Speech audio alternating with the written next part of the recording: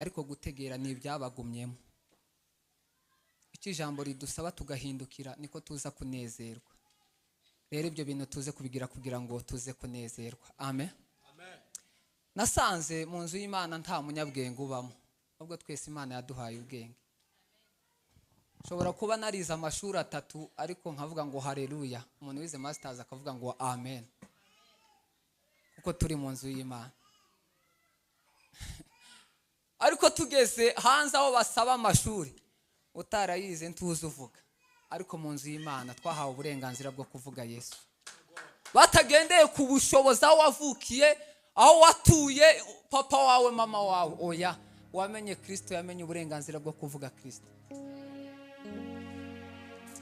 Kuvuga Kristo mu nzu y'Imana sibyo bihagije nk'abakristo bahamagaye kuvuga Yesu.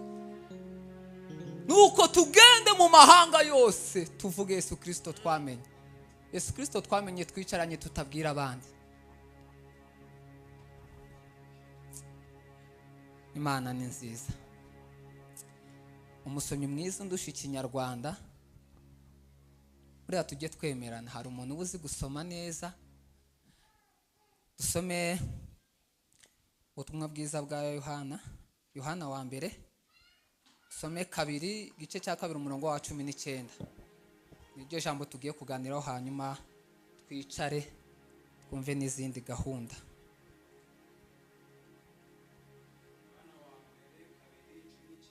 Yego. Abo bavuye muri twe cyakora ntibari abacu by'ukuri, kuko iyo baba bacu baba baragumanye natwe.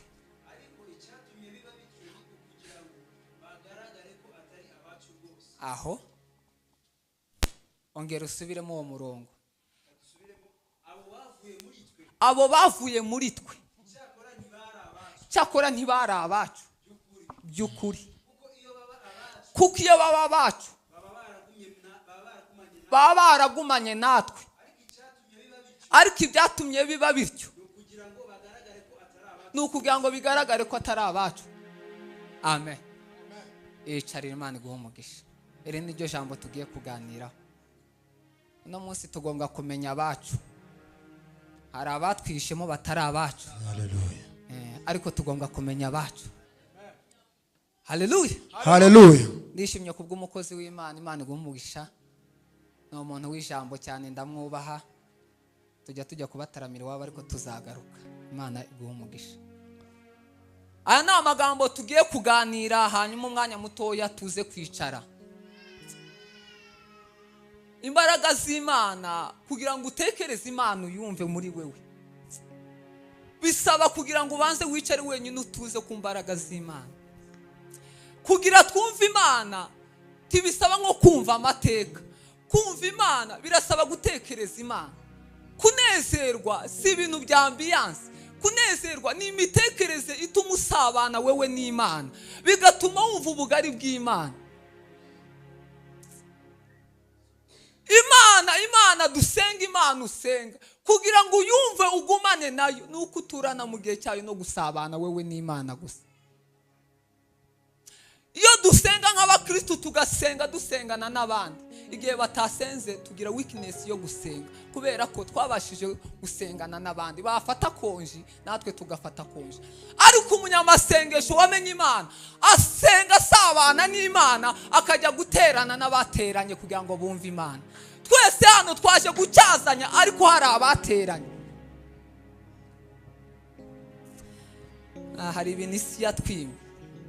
Isi yaragiye ifata abantu ibimabura keye, ariko ibatiza siporo ya mu gitondo. Isi yaragiye ifata abantu iravuga ngo burakeye muyihorere, hari ka siporo ka mu gitondo. Haleluya, haleluya. Mu nzu y'Imana niho tubonera amahoro. Nayihaye topic ivuga ngo tube maso, tube maso. Ndababwira abantu 5 batabaye maso, babwira n'abantu 14 babaye amaso. Nicare ndihuta sindambira ni minota uyirebe papa, sinza ndambira kunguko ndi kugusoza. Haleluya, haleluya. Abefeso 5 umurongo wa 14 azavuga neza cyane.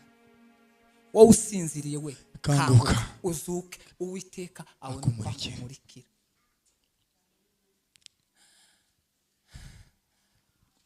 Nifuza kuba mu nzu yawe, nifuza kuba mu bikari zawe,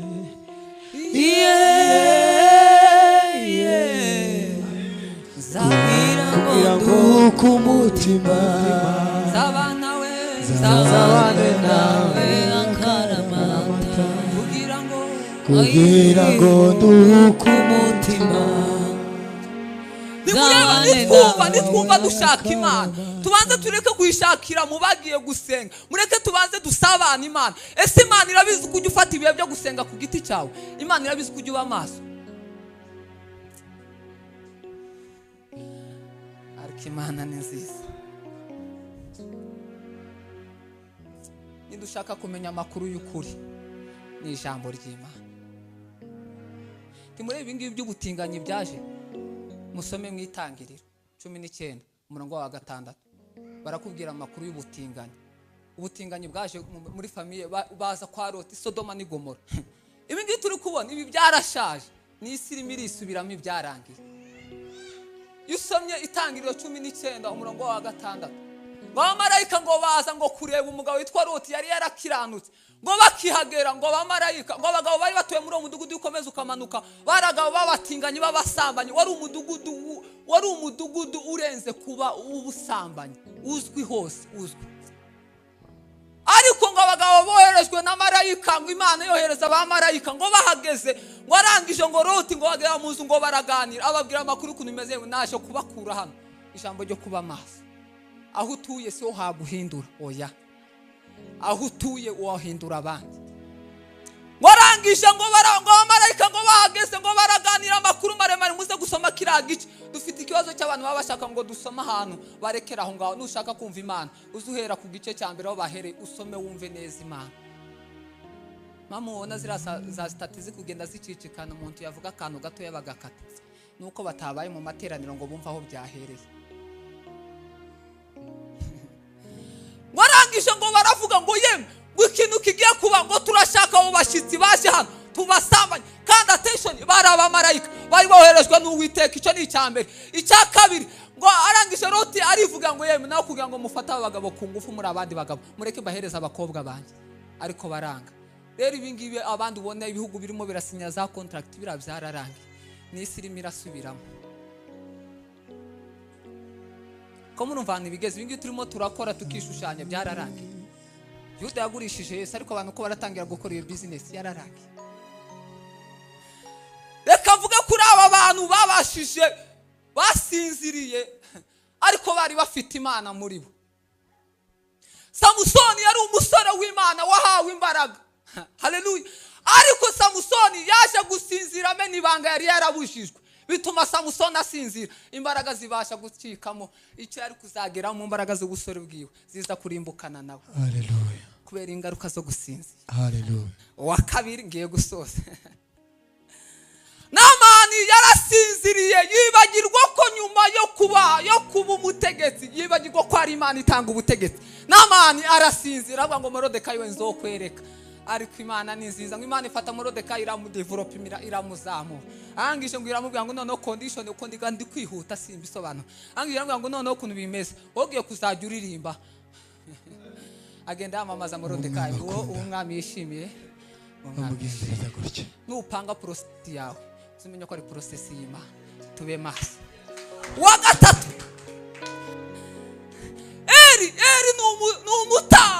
Eri ni umutamzi. Yasinziriye yanze guhana abana biwe. Eri ni umutamzi kandi yanejeje Imana, ariko yazize kudahana, kudacaha. Abana be ngo bagafata abagore baje gutaha, barangije bakabasambanya. Ariko sakabireba, tage twari twakura bituma ababyeyi bashumba bataduhana. Imana ambwira ngo ari akantu utanogeje neza. Faraho ni umukozi, barangije ngo yigira. Ari ijambo ry'Imana na postinze rivuga ngo biriya byose ngo Imana ngo yabishiriyeho Faraho ngo kugira ngo Imana yerekane imbaraga ko ziruta za Faraho. Faraho akagira kuri ariko Imana ikamwiho. Faraho yaje gusinzira, aravuga ngo abangaba nzabatwara kandi nubwo mbarekuye uzabageze mu nzira nongere mbagarure. Ibyo dupanga byose tumenye ko ari umupango w'Imana. Muzima mu tutanezerwa mu materaniro nuko tutabaye maso. Ubwo turateranye twiteguye ko tuzagaruka gutera nicyo kitwishe. Nimureke duterane tunezerwe ubonyine.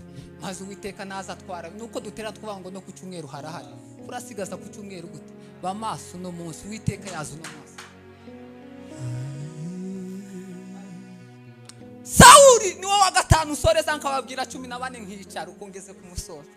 Sauli yarasinziriye ngo Abayisiraheli bageze igihe barabwa ngo yewe none natwe turashaka umwami. Ngo Imana ngo murashaka umwami ibahereza Sauli abari uyobora bwa mbere. Ngo Sauli ageze ngo atangira kwerekana ko yageze kuri arasinzira yibagirwa Imana atangira gukora mu bushake bwiwe. Uzikina Imana yamukoreye nawe yarasinziriye. Yo wasinziriye uri umubyeyi ingaruka zibigira ku bana. Ariko iyo nsomye muri Samuel wa mbere kumva urukundo rwa Yonatani na Dawidi. Banumva umuhungu wanje no mwita Yonatani kuko Yonatani yagize urukundo rudafite icyo rushingiyeho. Yonatani niwe wari kuba umwami. Ariko yirengagiza yo kuba umwami n'igikomangoma bahoze batubwira. Ingenda arahindura ariko rwa urukundo nakunze Dawidi. Surwa umunwa ahubwo urukundo namukunze. Nubwo kumwerekana abonye ariho amavuta. Nubona umuntu afite amavuta uzamwegere. Ese ko muraje kuba adafite amavuta barabahike. Twegera abafite amavuta tugira icyo tubasoroma.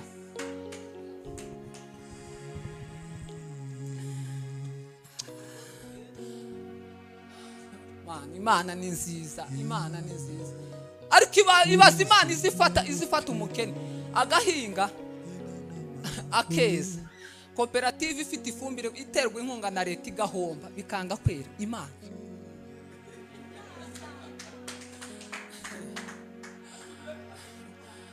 Ibaze umukene udafite ifumbire na gatoya azahinga agatera intabire zimwe zituzuye ariko akeza agasarura.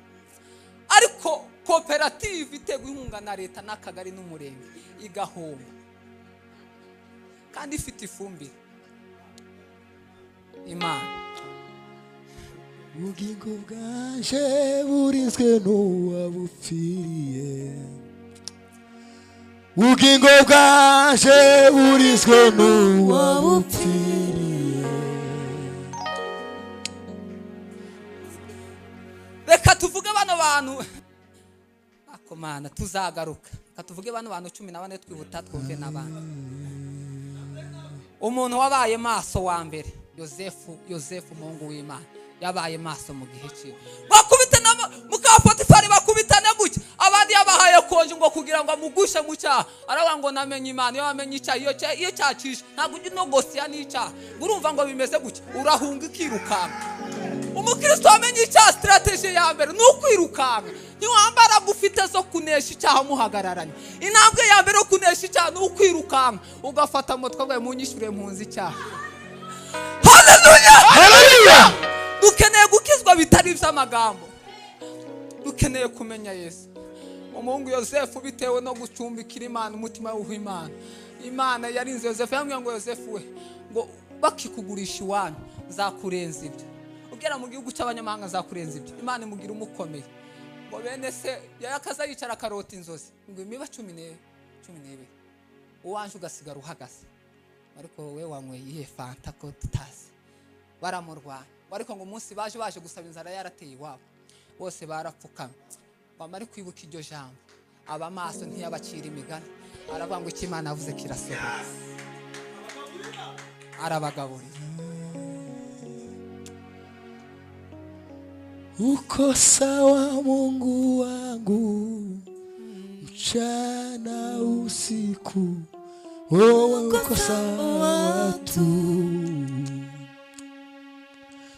Safari ni Ukuniacha majaribuni umenishika. Wakabiri wabaye maso umugabo witwa Aburahamu ni wasogokuruza wacu twese. Umunsi umwe yabaye maso gusa. Uwiteka aramubwira ngo akwa Aburahamu koko nyine urankunda ati ndagukunda. Ufata umwana wawe. Ariko muri iki gihe haba intambara usibye ko bamwe basigaye banga abana babo ariko nta watinyuka gufata umwana wiwe wamujana umwana wawe warangije ngo Uwiteka ngo arangije ngo afata udukwi n'abagaragu ngo bageze mu nzaga abagaragu muguma ahangaha yikorera udukwi n'ikibiriti aragenda ngo agezeyo ngo ntiyabwira umugore wiwe ko agiye gutanga umwana we kuko hari kuba intambara ngo ariko ngo ahagere ngo Imana ireba umutima asanga n'umutima utari mu buryarya warangije ngo agifate Imana hari ibitambo yadushize imbere nituba amaso kwihuta kubera igihe Mose yabaye maso umugabo wa gatatu wabaye maso ijambo ryo kuba maso twasomye ijambo rivuga ngo bamwe ngo tuzamenya abo turi kumwe abagabo babaye maso berekana ko turi kumwe hari n'abandi batweretse ko tutari kumwe ariko ntago ari abahana nabiri iwacu iradutuye Mose yabaye maso Mose aba maso Mose nigeze yivovota Abanyayisiraheli nibo babonye Imana kuruta abandi bose kuko Imana yaramanukaga ubwanyo basoza raci kava mu ijuru Imana ikabamanukira ariko Abanyayisiraheli bakanga ibi nibihagije Mose uno musi turarara duhanaguye inkweto no musi turaja kureba Imana nta muntu uza wigira amaso Imana izitanga imbaraga zo kuba amaso ngo bazamuka ku musozi bararuha barahagira Mose we genda tubwire ibyo Imana izajya ivuga tuzajya tubyemera kuri atwotira imyenda tukaberwa nanje usanga nayitiriye ari kimenyetso mufite ariko nta muntu uzutira umunezero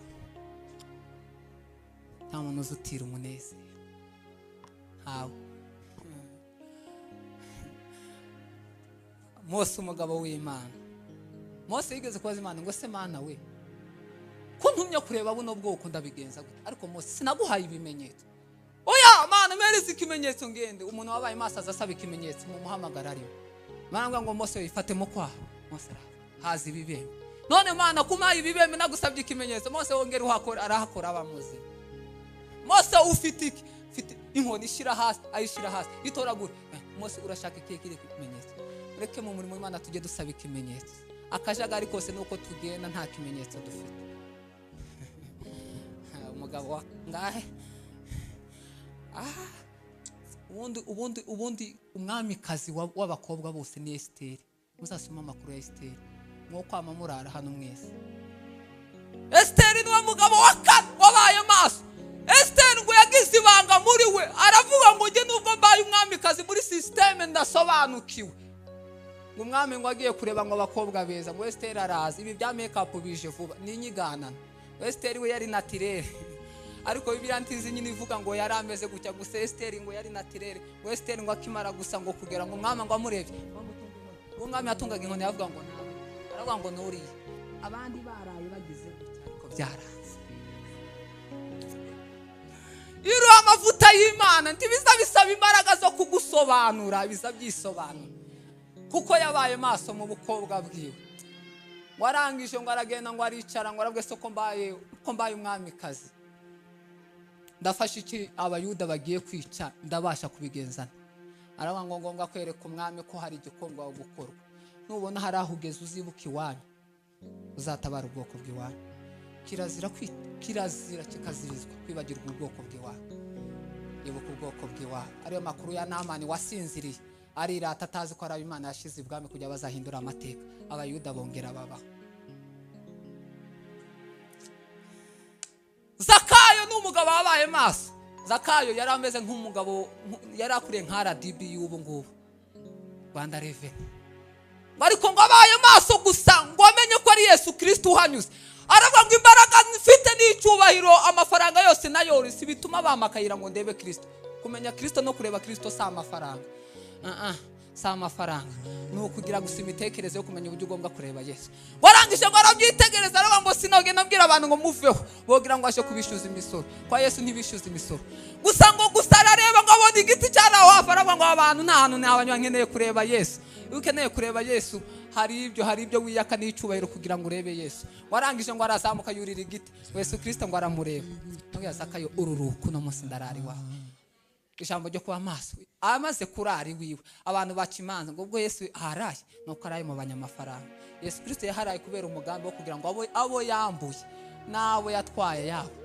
arabasubiza amafaranga yabo ndetse arabakubira iyo wahuye na Yesu bamaso Imana ni nziza cyane. Abudodomu ni umugabo wabaye maso amaze gucumbikira Imana. Yusomye mu gitabo cya Samweli. Tuzaza noneho tubisome byose mu byumve neza, ndi kugenda nyura kugira twubahirize. Abudodomu ngo amaze kuba maso, umugabo w'usingo niwe mugabo wari umukire muri ico gihe. Ngo Dawidi aravuga ngo yewe njewe ko mbibona mureke dushaka umugabo nyamugabo ariyo duhereza ngo acumbikire isanduku y'isezerano y'Imana. Yari igizwe n'ibintu bitatu. Icya mbere yari igizwe n'amana, icya kabiri yari igizwe n'inkoni ya Mose, amen, icya gatatu mu kivuga n'amategeko 10 y'ibisate by'amabuye ya Mose. Iyo bayijyanaga ku rugamba bakagira gucya gusa baratsinda. Haleluya, haleluya. ariko Imana ni nziza. Baravuga ngo kubera ko yari yaranyazwe, baravuga ngo umuntu ubwo tuyigaruke turayihereza nde? Tugomba kuyihereza umugabo nyamugabo. Bo barishuka baja mu mubiri bari umuntu utunze. Yo Imana ntizi kutunze, ahubwo Imana izi kuyikiranukira.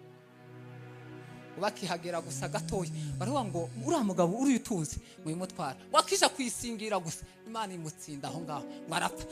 Umwami Dawidi agira ubwoba, baravuga ngo seme bigenze gute? Ngo ni gute umugabo nyamugabo yapfa? None mureke dufate utari umugabo. Sinzi ukuntu abameze niko bavuze. Mureke turebe umuntu niyo yapfa igihugu kitaho. Barangije ngo baravuga ngo hari umuntu uririya ngo niyo yogira gute ntabwo twomenya amakuru. Kumbe Imana ifite isezerano. Ngo bakihagera winka zabo ngo zitangira kubyara.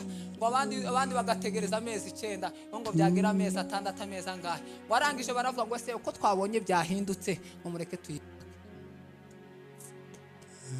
Ijambo ryo kuba maso. Imana ni nziza cyane. Petero yabaye maso. Petero yabaye ashidikanya kuri Yesu Kristo. Ariko amaze kuba maso aravuga ngo yewe uyu nguyu niwe Yesu Kristo nge nabimenye. Yarabanje Yesu arabaze se murabona ndinde? Bose baravuga ngo umuhanuzi. Umugabo aba maso. Petero aravuga ati yewe mwana w'Imana, ibanga ryo kuba maso.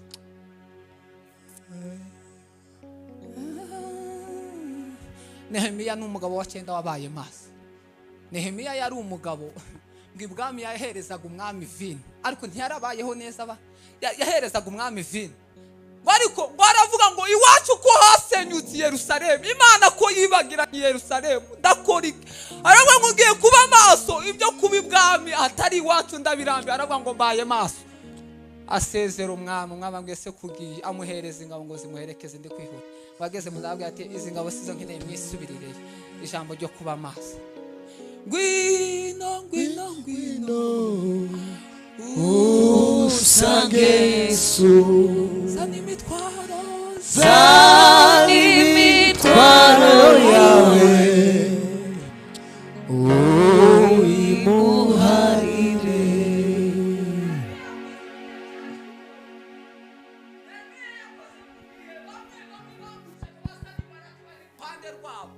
Basani barati ngo bagiye ngo bubake, basani barataga ngo abangaba mwarabamenye baka. Iyo ukora umurimo w'Imana ubona ibintu biguca intege uzumenya kukomeye. Ngo itafari rimwe rikubaka irindi rirwa. Muri no rugamba rwo kumenya Kristo birasaba kugenda n'inkota yo kwizera. Ukagenda ukarwana ariko utarwanisha umubiri, urwanisha imbaraga zo kwizera. Sene barati Topiya na Geshemu, abo ntibashaka ku murimo w'Imana wubakwa. Umva nshuti, korera Imana, umwanya wawe wo kuyikorera. Muhaguruke twubaka umurimo, twe kuba igitutsi mu banyamahanga. Haleluya! Wacumi mama Mose yabaye maso. Nangije ngo bafata abana bose avuga ngo abangaba ngo turabereka. Mama Mose yigera inama yo kuba maso. Aravuga ngo sinafata umwana wanjye umapfire mu biganza. Fasha umwanzuro. Igihe utari waba umukristo wo gufata umwanzuro, uzaguma mu rwego rwawe uriho. Uzi intambara urwana nazo no munsi nirwo rwego urimo. Iyo uzitsinze ukajya mu rundi rwego wasanga profeso z'izindi ntambara. Izo urimo nirwo rwego urimo. Iyo uzitsinze uja mu rundi hariho abandi basirikare batojwe. Wabatsinda ukijira mu rundi rwego. niyo mpamvu mwabona umuntu yageze ahantu ngo yarirengagije, tirengagije, yahuye n'izindi ntambara zo muri urwo rwego. Ibyo turwana nabyo ubu nyine abantu bakabona, mukabona muririrwana, murasabana, uracyababonera umwanya, nuko ari akabazo gatoya kakuzengereje. Ariko iyo uteye intambwe ukaja mu rundi rwego, uhura n'ikindi kibazo kiri seriye kikubwira ngo nutaba amaso gatoya uzasubira inyuma.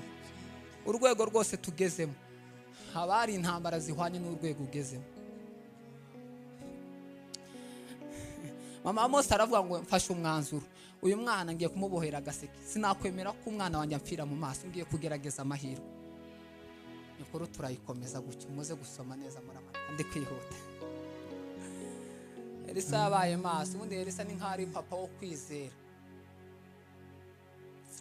Umukozi w'Imana muzamubwira azababwira ku makuru ya Elisa.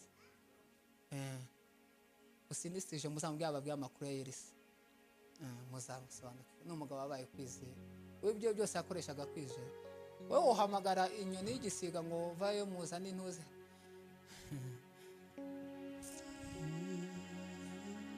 Umusamariyakazi yabaye maso ubwo yamenye ko ari Yesu Kristo. Yesu uririmba ku Musamariyakazi gato niyo twasoreza ngo tugatanga iriba. Umusamariyakazi yahize umushitsi, ubwo yahuraga n'umuyuda, umuyuda muganiriza neza, byari ibintu bidasanzwe umuyuda kuvugana n'umusamariya neza. Bahoraga banganye, bakarangwa n'amakimbirane y'urudaca.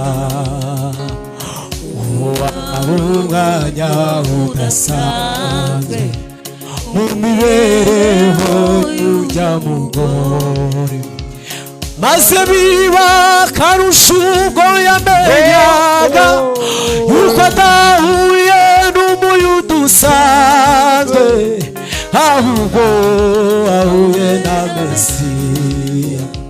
Imwaga mu nda kwifata biramugora, azamuka umudugudu we asakuza ati bagenzi huye na Mesiya, nimundeke ndirimbe nahuye na Mesiya, kandi guhura no Mesiya si bisanzwe. Uwahuye nawe ahinduka musha, bari muzira imutse ubundi musha. Uwo Musamariyakazi amaze guhura na Yesu aravuga ngo sinabigumana, nanjye mbaye maso. Ngo cyaraziraga umuyuda yuko yahura, ngo ariko ngo akimenya ko ari Yesu, ngo azamuka umusozi ngo bagenzi we uyu nahuye na Mesiya. Ariko Imana ni nziza. Uwa 13 wabaye maso ni umugabo Yobu. Ngo Yobu ararwara ngo umugore agira amubwira ngo urabesha itaka n'Imana yawe. Kuri Imana nta muntu muyisangiye. Wose sezerana mu mategeko, ariko Imana ntiri mu mategeko y'ibyo mwasezeranye. Imana ni wewe nawe gusa. Hari wari wajya gusinya ku murenge ngo ugiye sinyanye contract n'Imana, ni wewe n'Imana. Satani yateye Yobu, ibintu bye birashira, abana be bose barapfa. Umubiri urarwara, akomeza kwihangana, ntiyaretse Imana ye. natwe nitubona ibyago n'imitego ya Satani, tubwire ku Mwami Yesu. kubw'urukundo rwe rwinshi, imbabazi adufitiye, nawe ngazaduterera. uwo mugore we aramubwira Yobu ati watutsi iyo mana, maze nawe ukipfira. Yobu aramubwira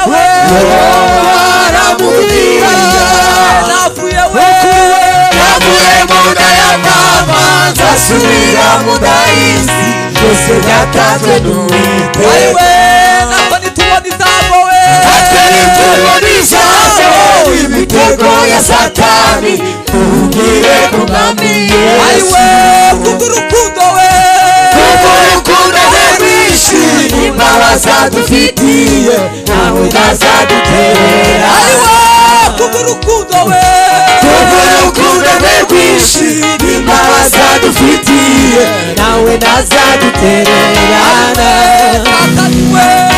Satani yateye Yobu ibintu bye birashira abana be barasha,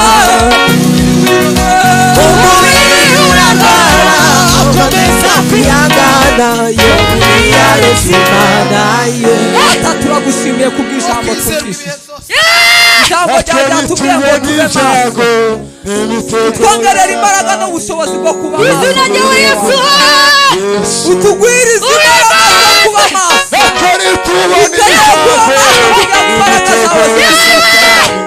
Iyo dusinziriye umwanzi abasha kutwiba, ariko iyo tubaye maso kugira ngo ikunoterwe data we, kubwo gukomera kwawe data, aho dutera intambwe aho dutuye tubashe kuba maso, ureke umuco wawe ijambo ryawe riganze mu izina rya Yesu, amen. Haleluya. Tadukomere mwigisha wacu amashyi. Bwana asifiwe.